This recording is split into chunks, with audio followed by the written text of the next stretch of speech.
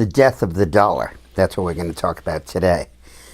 Increasingly, other countries are coming to the conclusion that the dollar is way overvalued, that it is not bolstered by anything except the good wishes and prayers of the Federal Reserve Board, and that it's time to get away from the dollar as the international currency. Almost all of the blame for this falls squarely on Bernanke and the Obama administration, because what they've done effectively is tripled this number of dollars that are out there. And bear in mind, these are, of course, not backed by gold anymore, just by the full faith and credit of the United States. So already Brazil and Russia, China, India, and the Middle East have basically agreed among themselves that when they trade among themselves, they will not use dollars, but would use some other form of international currency that they're in the process of figuring out. And Europe can't be far behind that decision. And we will then face a world in which the dollar is not the global currency. It's been the global currency ever since the Bretton Woods Agreement of 1944 and 45. And it's been a tremendous help to the United States. First of all, we couldn't just go ahead and print money randomly, because when we do trade, we would have to trade the dollar in to whatever is the international currency. And that rate could really hurt us and really screw up our trade. Right now, we are the international currency, so we don't have to convert the dollar into anything unless we're traveling abroad. What we basically do is everybody has to convert into the dollar.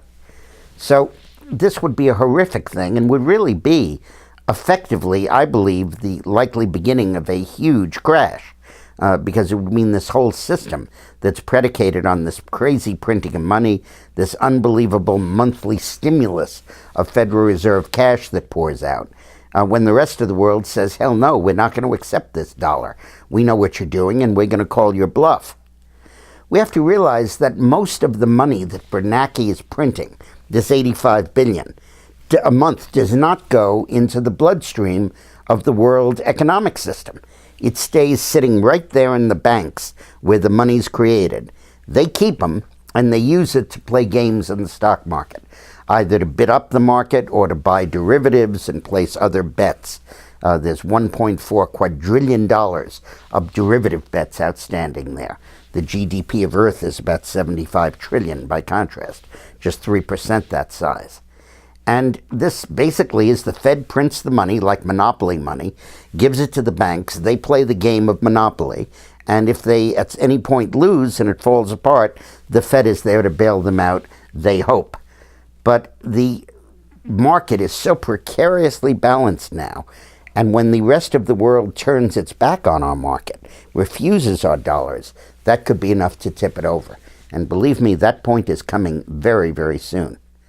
The question, of course, is why is Bernanke and the Obama administration, why are they doing this? Why are they just printing this money and letting it sit there in the banks? And the answer is that the Fed has gotten the rest of the country addicted to this money pouring out of the Federal Reserve Board. It's what's keeping the stock market high, because they give it to the banks buy stocks, the stocks increase in value, more and more money flows into the market, and the stock market continues this upward run.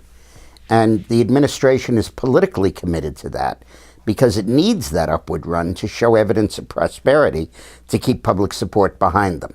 So the banks need an upgoing market, Bernanke needs an upward market, and Obama needs an upward market. And they can't rely on the underlying demand of the American economy to do it because nobody's income is increasing and nobody's net worth is increasing and home values are only starting to increase. They have to print the money artificially and pour it in. But the problem is that the more they do that, the more addicted the markets become. And when there's the slightest murmur that they're going to stop printing this money, they crash 500-600 points in a week, until Bernanke sues them again and says, oh, we'll keep pushing the heroin out there. Don't worry, you'll get your next fix. You won't have to go cold turkey. But as with all heroin, it causes the body to degenerate. And in this case, the body is the dollar, the solidity and strength of the dollar. And these other countries are recognizing that and increasingly taking action. And this policy of short-term fixes is ultimately going to kill the patient by driving people away from the dollar. If you want to learn more about this, I'll be talking about it on my radio show on 1210 AM WPHT in the Philadelphia region. If you're not in Philadelphia, it's 2 to 6 Eastern time. You could log on through dickmorris.com and listen to me there and give me a call. I'd love to chat with you.